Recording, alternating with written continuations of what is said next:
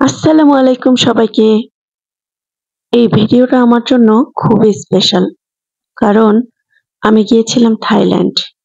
ঘুরতে নয়, বরং নিজের স্বাস্থ্যের জন্য একজন ভালো ডাক্তার দেখাতে। পুরো ট্রিপটা ছিল ৫ দিনের। কিন্তু ভেতরে ছিল অনেক অনুভূতি আর অভিজ্ঞতা। চলো তোমাদের নিয়ে যাই আমার এই ছোট্ট কিন্তু গভীর একটা জার্নিতে। ইমিগ্রেশন শেষ করে আমরা হালকা একটু নাস্তা করে নেই। এরপরে আমরা বিমানে উঠে পড়ি। বিমান বাংলাদেশে আমাদের যাত্রা। আমি ভাবতেই পারিনি যে ২ ঘন্টা ৪৫ মিনিট কিভাবে কেটে যাবে। প্রথমে খুব ভয় পেয়েছিলাম। এতক্ষণ বিমানে বসে থাকবো কিভাবে? কিন্তু এখানে ওঠার পর একটার পর একটা খানা, খাদ্য, জুস, ড্রিংকস, লাঞ্চ এসব খেতে, খেতে ১ থেকে ১.৫ ঘন্টা এমনিতেই কেটে গেল। কখন যে আমরা পৌঁছাই ব্যাংককের সুবর্ণভূমি আন্তর্জাতিক বিমানবন্দরে টেরই পাইনি। মাঝে একটু আকাশ দেখলাম। যতই উপরে উঠি ততই উপরে আকাশ। কি এক আশ্চর্য সৃষ্টি আল্লাহর।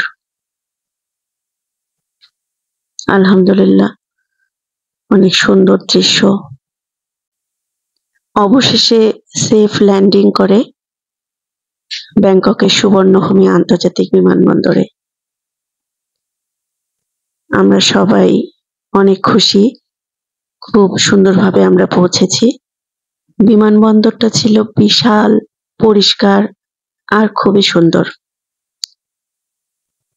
বিমানবন্দরের সৌন্দর্য উপভোগ করছি আর হাঁটছি। এত চমৎকার লাগছিল। অনেকটা পথ হাঁটতে হয়।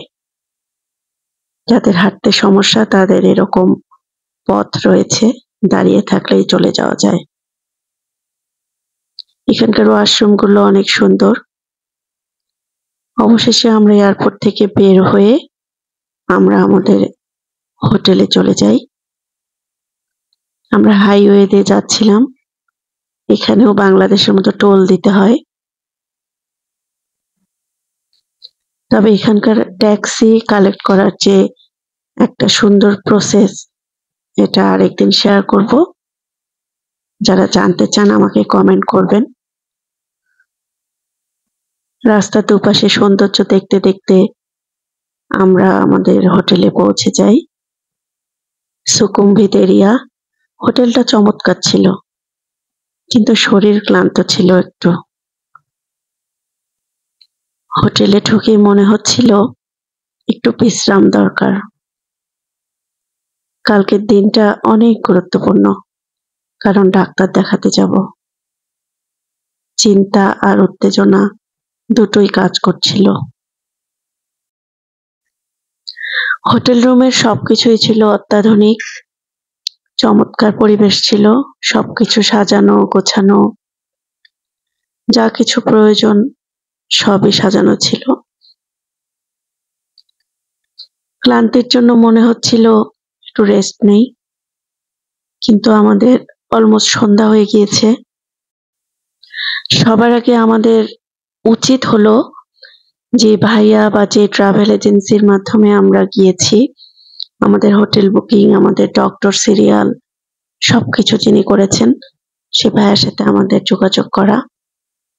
আমরা এয়ারপোর্টে নেমেই সিম নিয়েছি। আমরা এখানে ইন্টারনেট কানেক্ট করে ভাইয়ার সাথে যোগাযোগ করার চেষ্টা করেছি। ভাইয়া অ্যাড্রেস দিয়েছেন। কিছুক্ষণের মধ্যেই আমরা ভাইয়ার সাথে দেখা করতে যাব। সন্ধ্যাও হয়ে গিয়েছে। সেখানে আমরা হয়তো ডিনারটা সেরে নেব, যদিও আর্লি ডিনার, এটাই ভালো হবে। আমরা ফ্রেশ হয়েই ভাইয়ার সাথে দেখা করার জন্য চলে গেলাম। ভাইয়ার সুন্দর একটা হোটেল মেজবান। মেজবানে আমরা বাংলাদেশি ফুড খেলাম। এরপরে আমরা 7-Eleven একটা শপিং সেন্টার আছে সেখানে গেলাম। ভাইয়াই আমাদেরকে পরামর্শ দিয়েছেন যে রাতে যদি হালকা ক্ষুধা লাগে খাবার কিনে নিয়ে যেতে। এবং কাল সকালে যেহেতু ডক্টর সিরিয়াল, সকালে আমরা খাওয়ার সেরকম সময় পাবো না। আর হোটেলের সাথে আমাদের কমপ্লিমেন্টারি ব্রেকফাস্ট অ্যাড ছিল না, তাই আমরা এখানে কিছু হালকা স্ন্যাক্স, কিছু ফ্রুটস কেনার জন্য ঢুকেছিলাম।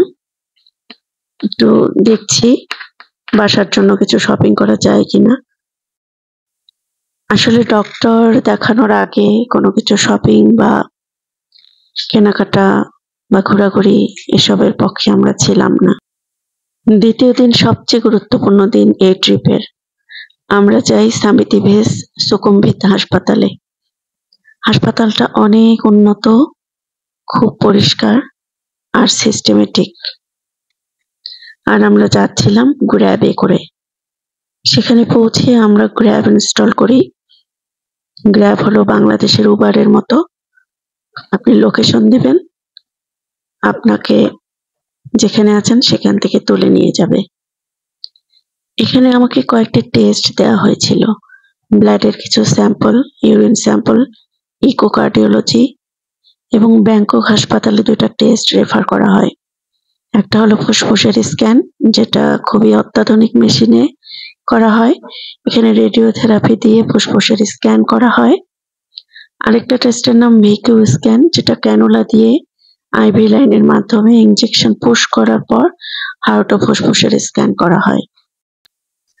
সকাল থেকে ডক্টর আর টেস্ট করাতে করাতে খেয়ালই করিনি কখন দুপুর 2:30 হয়ে গিয়েছে।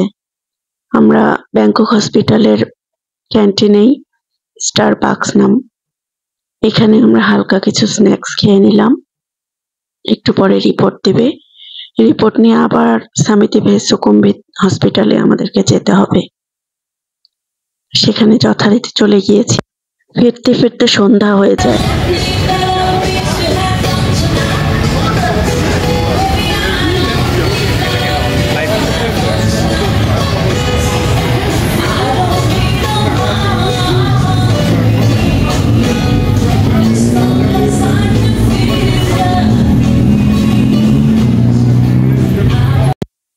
সন্ধ্যা হলেই রাস্তার 2 পাশে লাইভ কনসার্ট হয়।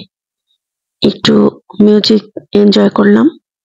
এরপরে আমরা ফ্রেশ ফ্রুটস খেলাম। পরের দিন বিকেলবেলা আবারও হসপিটাল গিয়েছিলাম। সেখানে ডক্টর খুব ভালোভাবে সবকিছু ব্যাখ্যা করলেন। মনে হচ্ছিল যেন একটু শান্তি পেলাম। সেখান থেকে চলে গিয়েছি পাইকারি মার্কেট, চাতুচাক মার্কেট। এটা খুবই বিখ্যাত, থাইল্যান্ডের একটা মার্কেট। তবে শহর থেকে 10 কিলোমিটার দূরে, যেতে সময় লেগেছিল। তবে সেদিন ছিল ছুটির দিন, সবগুলো দোকান খুলেনি। আমরা সবকিছু ঘুরে ঘুরে দেখছিলাম, কিন্তু সেরকম কিছু কেনাকাটা করা হয়নি। শেষে ফিরে এসেছি, সন্ধ্যাবেলা লাঞ্চ করেছি। এই হলো আমাদের খাওয়া দাওয়ার গল্প। আর সকল খাওয়া দাওয়া বাংলা হোটেল থেকে খেয়েছি। বাংলা হোটেল থেকে খাওয়ার উদ্দেশ্য হলো আমাদের যেন খেতে সুস্বাদু লাগে, অন্য কোনো খাবার খেয়ে যেন অসুস্থ হয়ে না যাই। হালাল ফুড আলাদা করে খুঁজতে হবে না। তবে থাই ফুড, থাই স্যুপ এগুলো ট্রাই করা উচিত ছিল। এগুলো ট্রাই করা হয়নি। নেক্সট টাইম গেলে অবশ্যই ট্রাই করব। এটা ছিল আলু পরোটা, পরের দিন সকালের নাস্তা। এই ফলটাকে চেনেন নাকি দেখেন তো। এই ফলটা থাইল্যান্ডের একটি বিখ্যাত ফল এবং খুবই টেস্টি। ফলটা দেখতে অবিকল তালের মতো। এটার নাম হলো ম্যাঙ্গোস্টিন। শেষ দিন মনটা একটু খারাপ ছিল, কিন্তু শান্তিও পাচ্ছিলাম, কারণ এই ভ্রমণ আমাকে মানসিক ও শারীরিকভাবে হালকা করেছে। আমরা সব গুছিয়ে ফিরে যাব বিমানবন্দরে। খাওয়া দাওয়ার হালকা কিছু ক্লিপ রাখছি। আমরা আজকেও হয়তোবা গরম গরম খিচুড়ি খাবো। খেয়ে আমরা বিমানবন্দরের উদ্দেশ্যে বেরিয়ে যাব।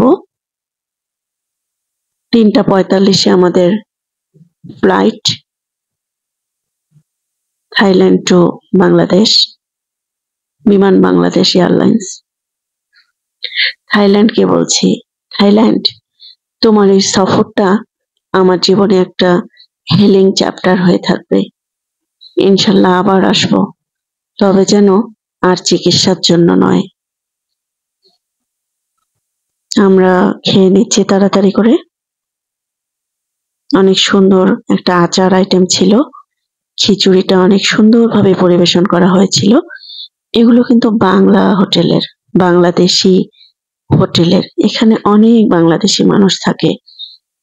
যে জায়গাটায় আমরা ছিলাম, সুকুম্ভিত রোড নাম্বার 11, আমাদের হোটেলের নাম ছিল সিট্রাস। খুব সুন্দর হোটেলটা, তবে এখানে আমাদের ব্রেকফাস্টটা কমপ্লিমেন্টারি ছিল না।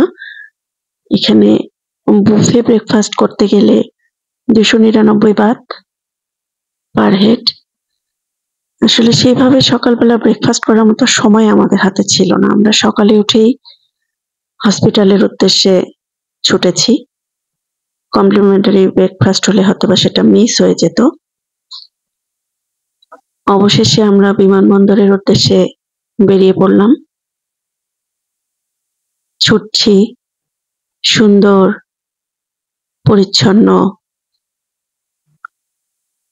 আর অপরূপ সৌন্দর্যের দেশ থাইল্যান্ডকে পিছনে ফেলে এগিয়ে যাচ্ছি সামনে। থাইল্যান্ডকে কিসের দেশ বলা হয় জানেন? Country of smile. এখানকার সব লোক হাসে, হাসি মুখে কথা বলে। এই জিনিসটা আমাকে অভিভূত করেছে। আমরা আসলে মনের দিক থেকে অনেক কৃপণ। আমরা হাসতে জানি না, হাসাতেও জানি না। মানুষকে হ্যাপি করতে গেলে অনেক বেশি কিছুর প্রয়োজন নেই।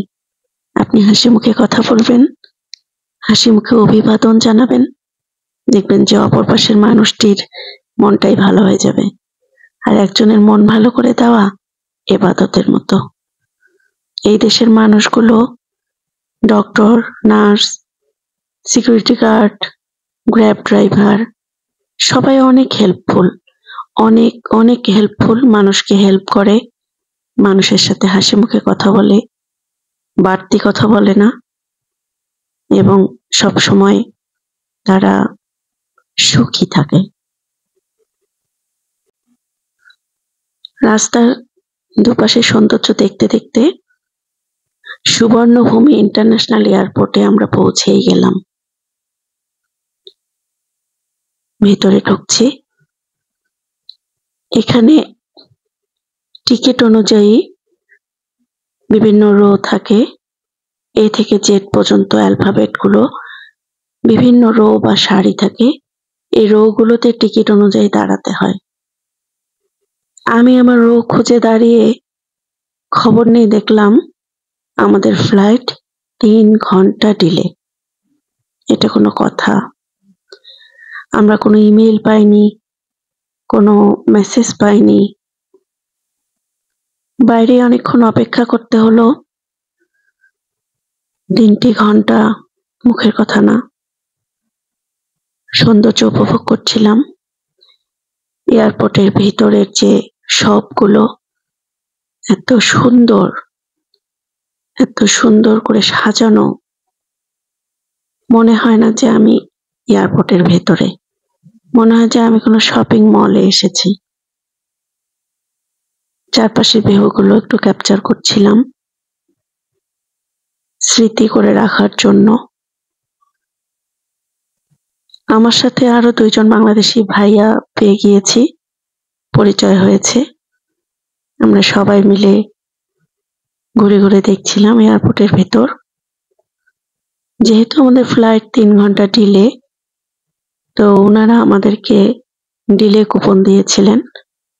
ডিলে কুপন মানে আমরা যেন খেতে পারি, দুপুরে লাঞ্চ করতে পারি। এ কারণে 350 বাত আমাদেরকে দিয়েছিলেন কুপন হিসেবে। আমরা এই সমস্ত ফুড শপ থেকে আমাদের পছন্দ মতো 350 বাথের মধ্যে আমরা কিনতে পারবো। আমরা এই কারণে ঘুরে ঘুরে দেখছিলাম কোন শপ থেকে আমরা খাদ্য কিনতে পারি। সবাই আমাদেরকে অভিবাদন করছিলেন, সবার শপে ডাকছিলেন। আমি শুধু দেখছি আর মুগ্ধ হচ্ছি। এয়ারপোর্টের ভেতরে এত সুন্দর সুন্দর মার্কেট, এত সুন্দর জমজমাট লোকজন, আসলে আমার লাইফে প্রথম দেখা। অনেক বড় বড় ফ্রুটসের দোকান, ওনারা ডাকছিলেন সোয়াদিকা। এই যে আমাদের কুপন, ডিলে কুপন, এটা নিয়ে আমরা 2-4টা শপে ঘুরে নির্দিষ্ট আইটেমে কিছু খাদ্য কিনলাম।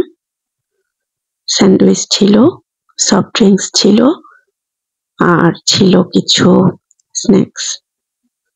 এগুলো বসে বসে খাচ্ছিলাম আর চারপাশটা একটু ক্যাপচার করছিলাম। এই ট্রিপটা শুধু একজন ডক্টর দেখানো ছিল না, এটা ছিল নিজের যত্ন নেওয়ার একটা জার্নি। যারা এখন শারীরিক বা মানসিক যে কোনো কষ্টে আছো, তোমরা একা না। নিজেকে সময় দাও, নিজের ভালোটা খোঁজো। ভিডিওটা যদি ভালো লেগে থাকে তাহলে প্লিজ একটা লাইক দিও, সাবস্ক্রাইব করো, আর কমেন্টে বলো তোমার প্রিয় জায়গা থাইল্যান্ডের কোথায়। Love you all.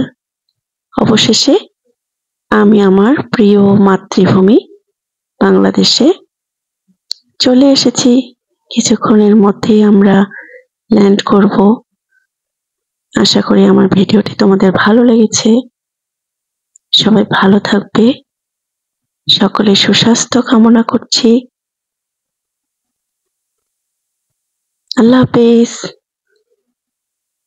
Bye bye, tata.